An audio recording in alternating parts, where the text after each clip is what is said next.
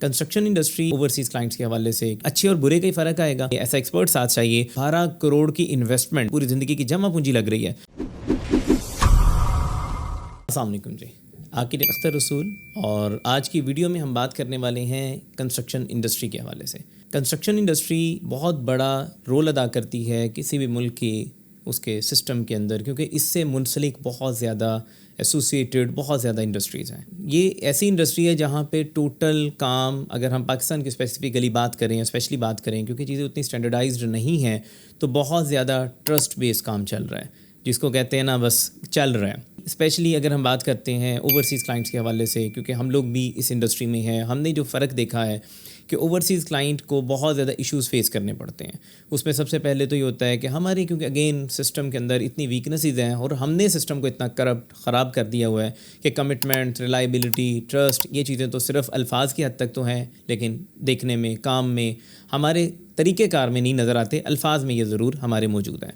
तो इसका फिर तरीका क्या है कि अगर हम इशू से बचना चाहते हैं, यही वजह है कि इतने ज़्यादा इश्यूज़ इसमें आ चुके हैं, इतने ज़्यादा मिस कमिटमेंट्स और बहुत ज़्यादा चैलेंजेस का सामना करना पड़ता है। बज़ाहिर काम ये मुश्किल नहीं है। कई लोग हमसे ये पूछते हैं कि जी मैं ख़ुद कर सकता हूँ। बिल्कुल किया जा सकता है। इसमें जब आप एक एक्सपर्ट रखें, हायर करें, तो काम हो जाना चाहिए। आप फॉर एग्ज़ाम्पल लेबर का बंदा है, उसको पता हो मेरी ज़िम्मेदारी क्या है, लेकिन हम अपनी ज़िम्मेदारियों से भागने की कोशिश करते हैं और हमें हर जगह पे, हम सिग्नल पे भी खड़े होते हैं ना, तो हमें एक पुलिस वाला साथ चाहिए, नहीं तो हम सिग्नल को भी फॉलो नहीं करते। तो हमारी नज़र में रूल्स की इतनी वैल्यू है, जिसकी वजह से हमारी ये जो कंस्ट्रक्शन इंडस्ट्री है ये बहुत सफ़र करती है।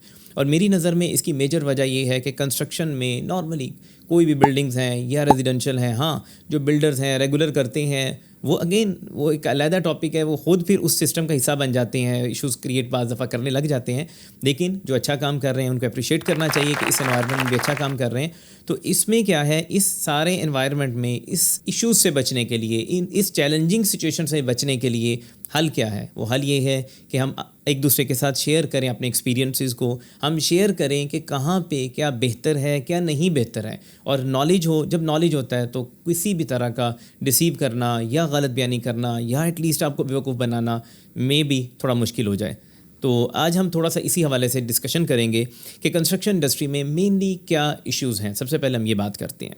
एक तो ये है कि सबसे बड़ा इशू, क्योंकि इसमें बहुत बड़ी अमाउंट इन्वॉल्व होती है, क्योंकि पहले हमने बात की डिज़ाइन के हवाले से। डेफिनेटली डिज़ाइन की वैल्यू को हम, शायद डिज़ाइन की वैल्यू इससे ज़्यादा है, क्योंकि वो बेसिक आपका तरीक़ेकार है चलने के लिए, कि आप गाइडलाइंस हैं जिसको फॉलो करते हुए कंस्ट्रक्शन होनी है। तो अगर डिज़ाइन अच्छा नहीं है तो फिर कंस्ट्रक्शन आप अच्छी भी कर लें तो डेफिनेटली जो डिज़ाइन ही अच्छा नहीं है, स्पेसिस अच्छी डिज़ाइन नहीं है, एक्सपीरियंस अच्छा नहीं है, तो अब कंस्ट्रक्शन में। और बाज़ लोग क्या करते हैं, यहाँ पे थोड़ा सा मैं बात करना चाहूँगा डिज़ाइन की वैल्यू के हवाले से भी, कि डिज़ाइन के ऊपर हम लोग क्या समझते हैं, अच्छा ये तो बना बनाया भी चल जाएगा, ये तो फ़लाँ जगह से मुझे निकलवा सकता हूँ, ये डिज़ाइन तो फ़लाँ जगह पे देखा था, इसको ऐसे ही चला लेते हैं। और असल तो, लेकिन देखा जो जाए, मिसाल है आप एक कैनाल का कंस्ट्रक्शन करवाते हैं, आजकल एक DHA की अगर बात करें 5 करोड़ के करीब आपका प्लॉट है, को 5-7 करोड़ रुपए आप ऊपर लगाते हैं, 12 करोड़ की इन्वेस्टमेंट आप क्या तुक्के से कर रहे हैं? बिल्कुल गलत अप्रोच। आप क्या सिर्फ अंदाजे से कर रहे हैं? हमने बेसिक कोई चीज़ लेने जाते हैं ना, हम एक्सपीरियंस बंदे की तरफ जाते हैं, हम कोई सामान ही ख़रीदने जाते हैं, बाइक मैकेनिक के पास जाते हैं, गाड़ी के मैकेनिक के पास जाते हैं, हम देखते हैं यार अच्छा मैकेनिक चाहिए, और इतनी बड़ी इन्वेस्टमेंट के लिए हम केयरलेस हो जाते हैं। तो भी डेफिनेटली मसाइल की एक वजह ये भी है कि प्रॉपर प्रोफेशनल्स के साथ, क्यों प्रॉपर जो प्रोफेशनल्स हैं, देखिए काम होने को सब हो जाता है, हम ये नहीं कह सकते कि काम होगा नहीं, लेकिन अच्छे और बुरे का ही फ़र्क आएगा। तो एक अच्छे प्रोफेशनल को जो पे करने से आप भागते हैं, तो बाज़ दफ़ा मेरे ख़्याल से सबसे ज़्यादा जो इश्यूज़ देखे गए हैं उसकी वजह यह है कि थोड़ी सी ये जो इनिशियल यहाँ से बचा लिए जाए। नहीं, आपको जब आप एक अच्छी इन्वेस्टमेंट कर रहे हैं, उसको सिक्योर करने के लिए, उसको बेहतर यूटिलाइज़ करने के लिए, उसमें वैल्यू ऐड करने के लिए, उसकी अफादियत को बढ़ाने के लिए आपको ज़रूर ऐसा एक्सपर्ट साथ चाहिए जो आपको गाइड करे, आपके प्रोसेस को लेके चले। हम बहुत ज़्यादा बात इसमें भी घुस जाते हैं कि जिसको काम कितना किया, बंदा ठीक चाहिए, नीयत ठीक चाहिए। कोई भी एज अ प्रोफेशनल अगर मैं बात करूँ, उसको ये नहीं है कि बेसिक काम नहीं आता होगा, तो नहीं तो वो प्रोफेशनल ही नहीं है, सिर्फ नीयत, तवज्जो और कमिटमेंट की ज़रूरत है। तो वापस आते हैं कि हम स्टार्ट कर रहे थे कि जी कंस्ट्रक्शन इंडस्ट्री के हवाले से, उसमें सबसे ज़्यादा जो इश्यूज़ आते हैं वो आते हैं फाइनेंशियल, कि आपकी कॉस्ट ओवर हो जाती है। जो आपने सोचा होता है, जो आपके माइंड में होता है, वो کنٹرولڈ نہیں رہتی. تو اس کی وجہ کیا ہوتا ہے؟ اسٹارٹ میں یہ ایک چھوٹا سا ایکسپیرینس شیئر کرتا ہوں. ہمارے ایک دفعہ ایک کلائنٹ نے وزٹ کیا اور ہم نے بھی کوٹ کیا. انہوں نے یہ بتایا کہ جی یہ دیکھیں جی ہمیں تو یہ ریٹ ملا ہے. اب اتفاق سے انہوں نے وہ میرے سامنے کوٹیشن شیئر کر دی. اب وہاں پہ اس وقت تقریباً 3.5 لاکھ روپیہ 4 لاکھ روپیہ لگتا تھا پلمبنگ کے ورکس کے اوپر 1 کینال کے اوپر. تو اس کے اوپر 1 لاکھ لکھا ہوا تھا. اچھا اتفاق سے جب میں نے نام دیکھا میں جانتا تھا, میں نے کال کی, میں نے پوچھا جی آپ نے یہ 1 لاکھ لکھا ہے. آفٹر جب کلائنٹ چلا گیا تو میں نے اسے پوچھا یار آپ نے یہ 1 لاکھ لکھا ہے کیسے کرتے ہیں آپ؟ تو اس نے کہا سر آپ نے نا وہ ساری پیچھے ڈیٹیلز نہیں پڑھی ہیں, وہاں پہ لکھا ہوا ہے کہ اگر جو ایکسٹرا جو چارجز ہوں گے وہ کلائنٹ پے کرے گا. تو فائدہ اس میں کیا دیکھا گیا کہ پریزنٹ اور کیا جاتا ہے, ایکچوئل کچھ اور ہوتا ہے. شروع میں کچھ اور کمٹمنٹ ہوتی ہے تاکہ مثال ایک بندے نے 2 کروڑ کی کوٹ کی ہے, ہماری 1.5 کروڑ لگے, لیکن اس 1.5 کروڑ کو at the end basic cost تو وہی رہنی ہے. اچھا اس میں ایک اور چیز کلیئر کرنا چاہوں گا. کوئی بھی بندہ کام کرتا ہے, آپ خود کام کریں کہ کنسلٹنٹ ہائر کریں یا کوئی سپروائزر ہائر کریں, آپ کا جو مٹیریل پرائس ہے وہ سیم رہنی ہے. مٹیریل تو مٹیریل ہے, اگر وہ 2 نمبری نہ کرے تو اگر وہاں پہ بھی کوئی غلط کرنے لگ جاتا ہے ہم وہ ایک علیحدہ کیس رکھتے ہیں. اگر ایک کوالٹی سیم لگائی جائے تو آپ کی بھی کاسٹ آنی ہے, اس کی بھی کاسٹ آنی ہے, لیبر کی کاسٹ اس کی بھی آنی. ایکچولی جو بھی کمپنی ہائر کرتے ہیں وہ مینجمنٹ دیتی ہے, وہ کیا کرتی ہے ساری کی ذمہ داری دیتی ہے, اپنی ایکسپرٹیز دیتی ہے, ٹائم مینیج کرواتی ہے, کاسٹ مینیج کرواتی ہے, پریڈکشنز دیتی ہے, آپ کے مطلب صحیح ٹائم پہ صحیح ڈیسیژن دیتی ہے کہ پرائس بڑھ رہی ہے یہاں پہ آپ بائنگ کر لیں, یہاں پہ نہ کریں. اس پورے پروسیس کو مینیج کرنے کے وہ چارجز لیتی ہے. اب اس کے اندر اب ہم بات کریں دوسرا جو اس میں مسئلے آتے ہیں ڈیلیز کے, کیونکہ آپ جب پری پلانڈ نہیں ہوتے ہیں تو اس میں آپ کو پتہ ہی نہیں ہوتا, میں نے اب اسکیجولنگ کی نہیں ہے, مجھے پتہ ہی نہیں کس اسٹیج کو کس اسٹیج پہ جانا ہے, وہ ڈیفینیٹلی وہاں پہ بھی مسئلے آئیں گے.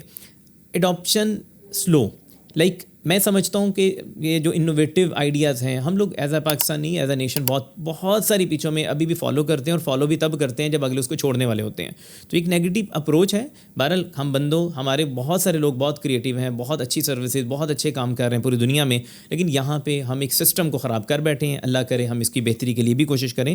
تو وہاں پہ ہم نئی چیزوں کو ایکسیپٹ نہیں کرتے ہیں, بہت ٹائم لیتے ہیں, اور یہ بھی ایک بہت بڑا فیکٹر ہے. کمیونیکیشن گیپ, نارملی یہ دیکھا گیا ہے کہ کانٹریکٹرز کمیونیکیٹ پراپرلی نہیں کرتے ہیں کلائنٹ کو. اب ہو سکتا ہے کچھ کانٹریکٹرز اچھا کام بھی کرتے ہوں, لیکن جب وہ پراپرلی کمیونیکیٹ نہیں ہوتا, پتہ نہیں ہوتا کہ اچھا ہو رہا ہے, اس کو پریزنٹ نہیں کیا جاتا, تو وہاں پہ بھی آپ کا جو جس کے لیے بن رہا ہوتا ہے اس کو اتنے پیسے جا رہے ہوتے ہیں, پوری زندگی کی جمع پونجی لگ رہی ہے, اب اس کو وہاں پہ بھی وہ ٹینشن کی وجہ بن رہا ہوتا ہے کہ پتہ نہیں میرا ٹھیک ہو رہا ہے کہ نہیں ہو رہا. پھر اگین ہمارا کوئی اس میں کوئی سسٹم نہیں ہے کہ ہم ایکسپرٹیز نہیں ہے, ہم کر کے سیکھے ہوتے, ساری لیبر ہوتی ہے, سارے مستری ہوتے ہیں, سارے جتنے بھی ٹیکنیکل ایکسپرٹیز, نہ کوئی کرائٹیریا ہے, نہ کوئی اس کا انسٹیٹیوٹ ہے, نہ کوئی کنٹرولنگ سسٹم ہے, نہ کوئی اس کی کوئی مطلب ڈیفائنڈ سسٹم ہے. تو یہ بھی ایک بہت بڑا فیکٹر ہے کہ کئی دفعہ ہاں پھر ہوتا کیا ہے, جو کمپنیز ہیں ان کے کیونکہ ازمائے لوگ ہوتے ہیں, کمپیریٹیولی انہیں کی طرف جایا جاتا ہے کہ ہم نیا کوئی باہر سے پکڑیں گے, وہ کیسا کام آتا ہے نہیں آتا, وہ مطلب اللہ نہ کرے کوئی کام اور نہیں چلا تو چلو جی میں یہ کام کر لوں, اس طرح کی اپروچ تو نہیں ہے.